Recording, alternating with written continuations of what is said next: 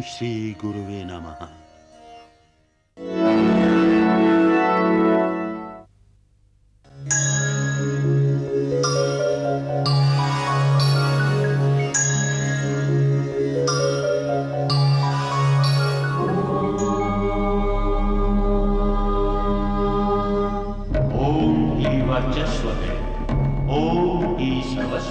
जीर्ण तन या हीन मन हो या मनस का फेर हो, पाप की दुविधा हो या फिर इस जगत का घेर हो, शरण अध्यात्म को अपना बना कर दे, एक और विज्ञान से रिश्ता बना कर दे।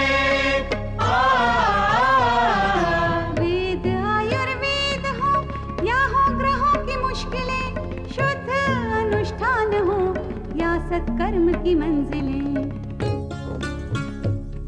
अध्यात्म में हर रास्ता है पास आकर दे, एक और विज्ञान से रिश्ता बना कर दे, एक और विज्ञान से रिश्ता बना कर दे।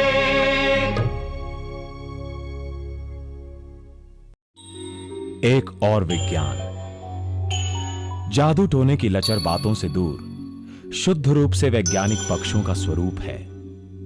इस कार्यक्रम में तंत्र द्वारा देह व परिवेश की शुद्धिकरण की मिलीजुली क्रिया का ज्ञान सब तक पहुंचाया जाएगा। यह कार्यक्रम तंत्र में अनिष्ट करने के पक्षों की भ्रांतियों को तोड़ते हुए इसके लाभकारी व शुद्ध भारतीय वैज्ञानिक पक्षों को उजागर करेगा। नमस्कार, एक और विज्ञान के इस अंक में आप सभी का बहुत बहुत स्वागत, हार्दिक अभिनंदन है दर्शकों। हमारा ये मन और इस मन में उठते हुए भांति भांति के ख्यालात, तमाम तरह की सोच और उस सोच को परिणाम देते हम और आप। कितनी ऐसी बातें हैं, कितने ऐसे सोच हैं जिन्हें हम वाकई में परिणाम तक, अंजाम तक पहुंचा पाते हैं। क्या मन की विडंबना यही है कि वो एक जगह स्थिर नहीं हो पाता या टिक नहीं पाता? क्या इस मायने में एकाग्र रहने के लिए मन को स्थिर करना निहायत जरूरी है? एकाग्रता किस तरह से आए ताकि हम जीवन की उस सफलता को छू पाएं जिसकी हम कामना करते हैं, जिसकी ओर हम लक्ष्य साधते हैं लेकिन पहुंच नहीं पाते?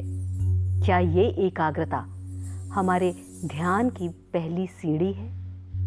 ध्यान किस तरह से लगाया जाए? चलिए आज इसी विषय पर बात करते हैं और इसी विषय पर विस्तार से हमें बताने के लिए हमेशा की तरह स्टूडियो में आज भी हमारे बीच मौजूद है हिज होलीनेस परम पूज्य श्री चामुंडा स्वामी जी महाराज। स्वामी जी, बहुत बहुत स्वागत है आपका। शुक्रिया अपर्णा जी। नमस्कार दोस्तों, जय माता दी, जय भगवान।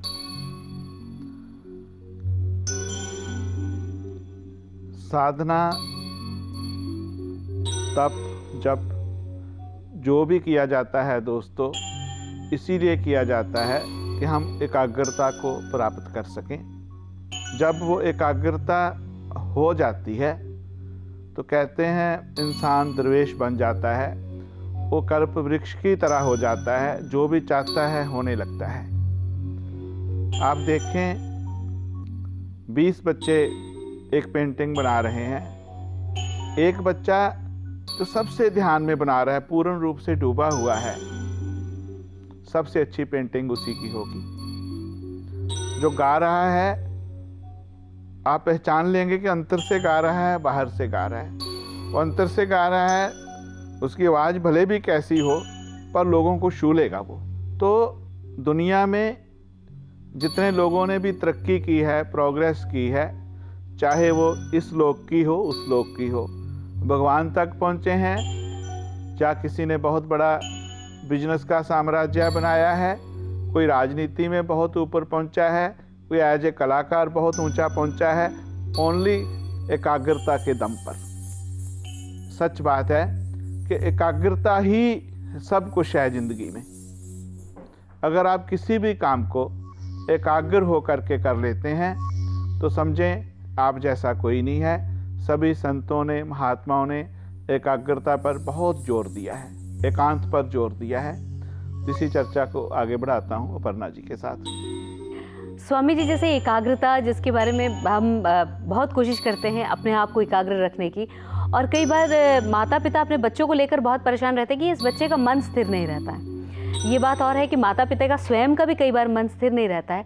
लेकिन इस एकाग्रता को प्राप्त करने के लिए क्या ये समझा जाए कि कुछ आध्यात्म की मदद ज़रूरत है, या फिर एकाग्र होते ही आध्यात्म की प्राप्ति हो सकती है?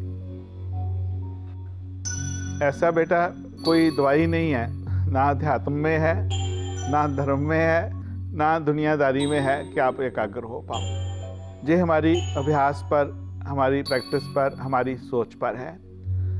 एकाग्रता में जाने से पहले हमें अपने मन की स्थिति को समझना बहुत ज़रूरी होगा। अगर हम अपना मन को नहीं समझ पाएंगे तो एकाग्रता वाली बात नहीं बन पाएगी, एकाग्रता वाली बात झूठ हो जाएगी। आप देखें, कभी भी सोच करके, विचार करके, कोई व्यक्ति चल नहीं पाता, धीरे धीरे चल रहा है, उसको पता चल जाए कि उसके पीछे कोई गुंडे लगे हुए हैं, डाकू लगा हुआ है, शेर लगा हुआ है, उसकी चाल तेज हो जाती है, बहुत तेज भाग लेता है वो।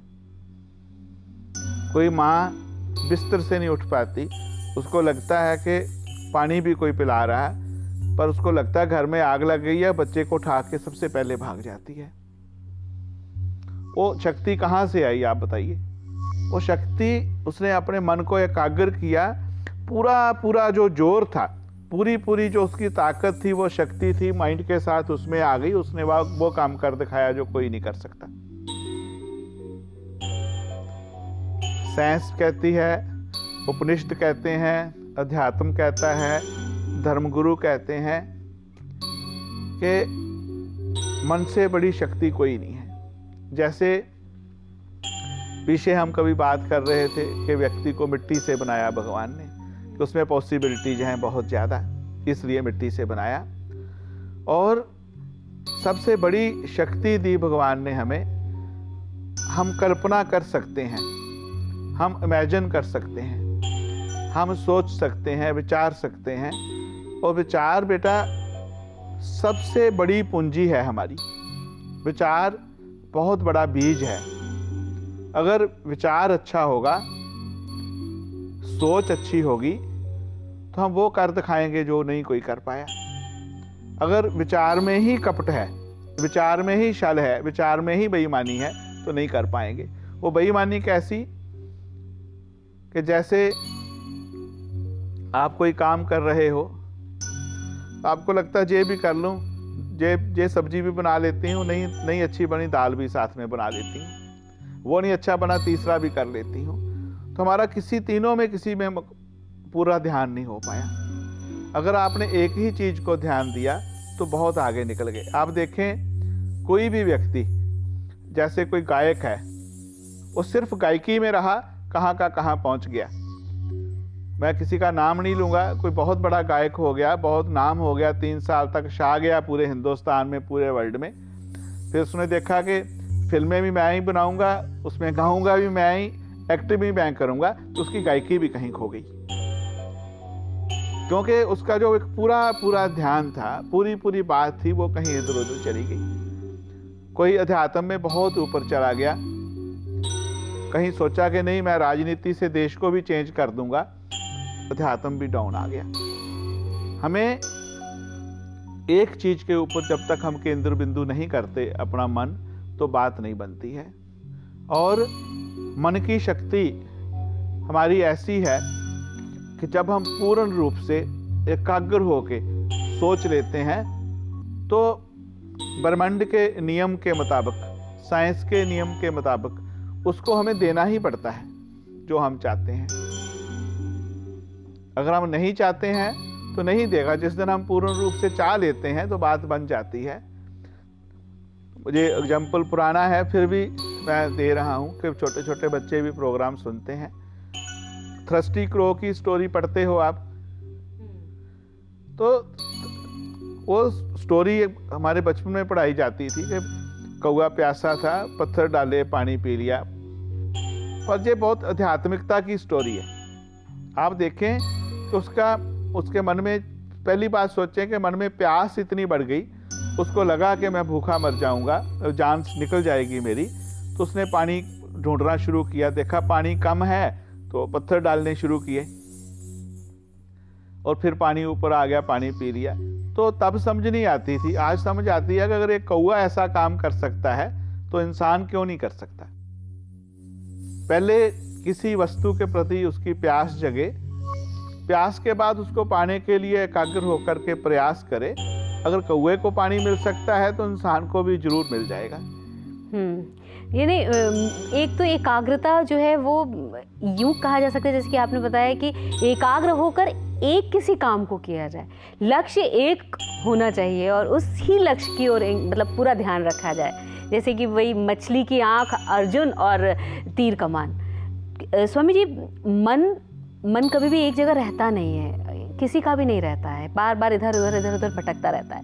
बहुत सारी चीज़ें हैं जो कि एक बार में मन करना चाहता है या पाना चाहता है। ऐसी स्थिति कई बार हो जाती है कि व्यक्ति विशेष का लक्ष्य तो एक है, लेकिन साथ में वो कई सारी चीज़ों को समेटने के चक्कर में अपने लक्ष्य को भी खो देता है। ऐसी स्थिति में मन की शुद्धता कैसे प्राप्त हो? पर ये बात पहले झूठ है बेटा। अगर आपका लक्ष्य एक है तो आपको कुछ दिखाई नहीं देगा। आप देखें, जीवन में रोज घटना घटती है, आप आम पब्लिक को भी मिलती हैं। कोई बच्चा पक्के रूप से किसी लड़की से शादी करना चाहता है, जहाँ कोई लड़की किसी लड़के से शादी करना चाहती, 50 रिश्ते आते हैं, ठुकरा देता है, नहीं करनी है मुझे। वो माता पिता को हाथ जोड़ के फिर करनी पड़ती है। देखा है आपने ऐसा?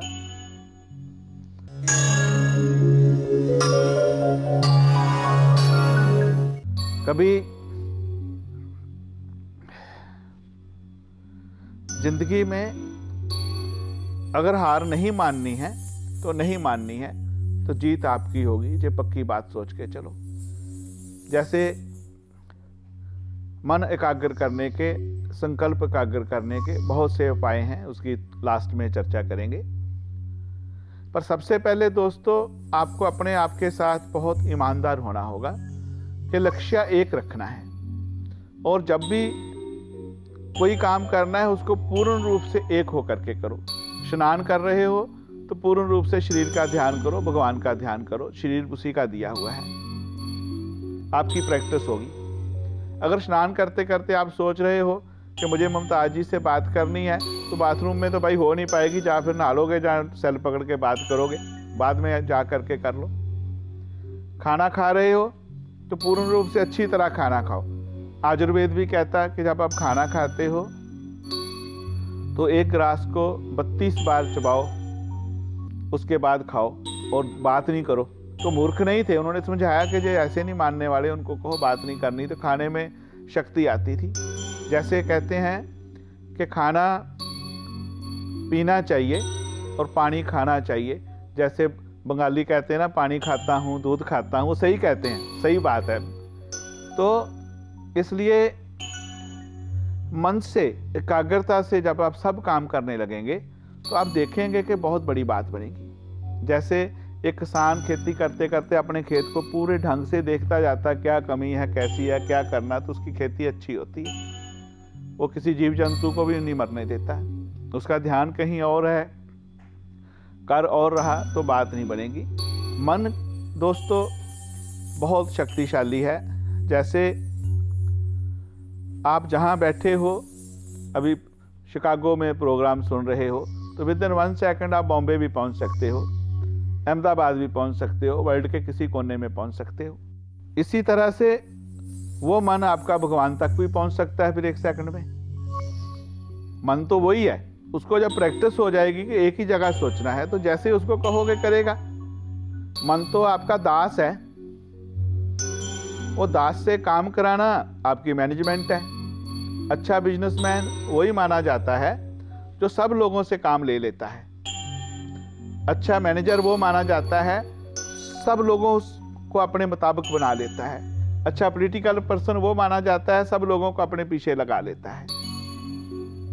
तो अच्छा संत, अच्छा अध्यात्म पुरुष वो माना जाता है जो 5 हमारे मकार हैं, विकार हैं, उनको अपने अधीन कर लेता है, उनको अपनी शक्ति बना लेता है। तो मन तो आपका है, दूसरे का नहीं दिया हुआ। मन आपके अधीन है, मन आपका गुलाम है, तो उसको जो हुक्म करोगे वही करेगा। जैसा उसका लालन पालन करोगे, जैसी उसकी परवरिश करोगे, जैसा उसको खाना पानी दोगे, वैसी उसको आदत पड़ जाएगी।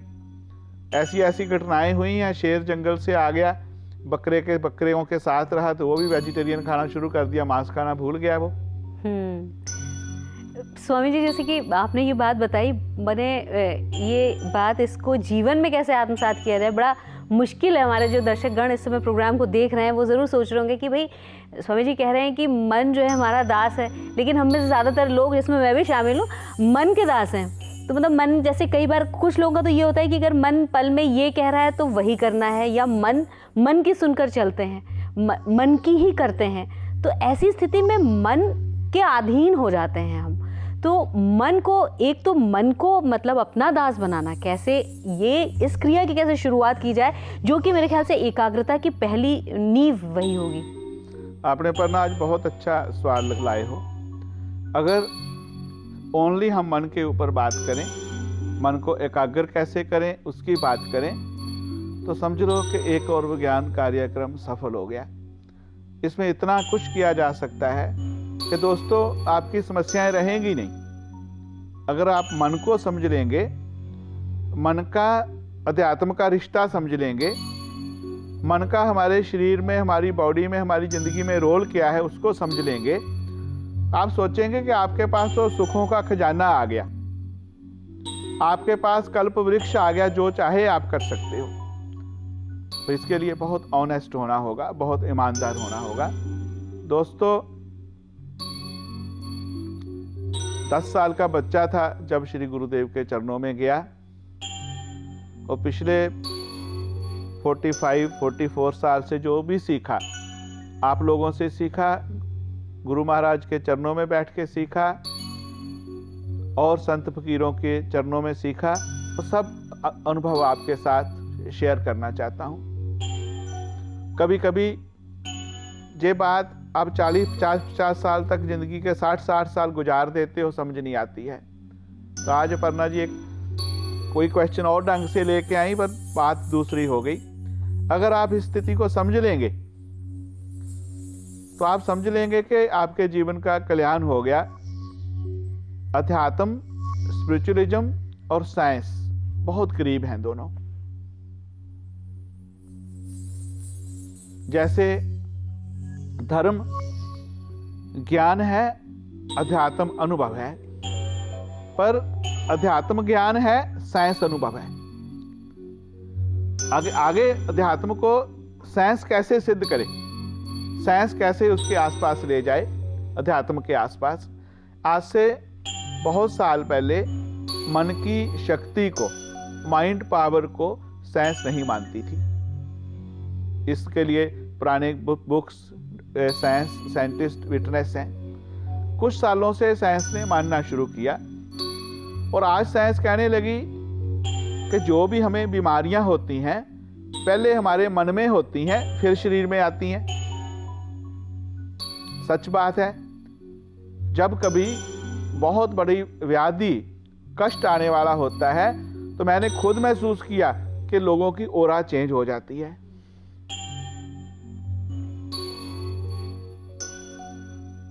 सुख होने आने वाला होता है तो भी लोगों की ऑरा चेंज हो जाती है। मैं एक बहुत सच्ची घटना को शेयर करना चाहूंगा दोस्तों आपके साथ। मेरी अपनी निजी अभी की घटना है। इसी साल की बात है। मेरे बहुत करीबी रिलेटिव कोई मिलने आए। उनको सुबह चले जाना था सहारनपुर के लिए, और मुझे पठानकोट से दिल्ली के लिए निकलना था, और दूसरे दिन मेरी फ्लाइट थी। मैंने सुबह सुबह उनको देखा, मेरा मन नहीं हुआ कि मैं उनको भेज दूं। उनकी ऑरा अच्छी नहीं लगी, टूटी फूटी लगी, और बिल्कुल हृष्ट पुष्ट, उनको कोई बीमारी नहीं, कोई प्रॉब्लम नहीं। तो मैंने उनको कहा आप रुक जाओ। कहते नहीं मुझे काम है। उनकी वाइफ कह रही थी फिर रुक जाओ, नहीं रुके। और भी किसी ने कहा नहीं रुके, मैंने कहा रुक जाओ, वो रुक गए। वो मैं पूरी लाइफ, मेरा 30 साल का रिश्ता उनके साथ में, मैं 30 साल से उनके साथ कभी इतना नहीं रहा, पूरा दिन उनके साथ रहा, किसी को सारा दिन मैं मिला नहीं। शाम को डिनर किया उनके साथ, दूसरे दिन सुबह उनको जाना था, वो चले गए। मैं मन से नहीं भेज पाया, मुझे अच्छा नहीं लग रहा था। मेरी फ्लाइट थी, मैं अमेरिका पहुंचा तो मुझे घर से फ़ोन आया कि ऐसे ऐसे बीमार हो गए, वो पैरालिसिस का अटैक हो गया उनको। मेरी जो शंका थी विश्वास में बदल गई, मुझे लगा बहुत मुश्किल है उनका बचना, पर मन से लड़ता रहा, उनके बच्चों को कहता रहा कि ध्यान रखो, अच्छी दवाई दो, जो पूजा पाठ होते हैं करो, पर नहीं बच पाए। 10 दिन के बाद दुनिया से चले गए। ओरा की साइंस इतनी बड़ी है कि मन में सबसे पहले आता है। मन वो कहीं से आता है वो अलग बात है, पर मन नेगेटिव को पॉजिटिव को बहुत जल्दी कैच करता है। जैसे वो कैच करता है उसी ढंग से हमारी जो ओरा है वो बन जाती है, उसी तरह से हमें जो है फल मिलने लग जाता है। दोस्तों, आध्यात्मिक विद्या, ज्योतिष विद्या ऐसी विद्या जो आपकी बहुत बड़ी दोस्त है। आपको मार्गदर्शन तो मिलता ही है, साथ में आप अपनी पावर्स को, अपनी शक्तियों को, अपनी ईशाइयों को कई गुना बढ़ा सकते हैं। नकारात्मक शक्तियों को बिल्कुल जीरो कर सकते हैं। तो भगवान करे ऐसा ही हो, आप भी साधना में आगे बढ़ें, आपको भी उपलब्धि हो और आप भी कहें कि सच में स्पिरिचुअलिज्म में बहुत खुश है। इसी विश्वास के साथ, इसी आशा के साथ आपसे और परना जी से इजाज़त लेता हूँ।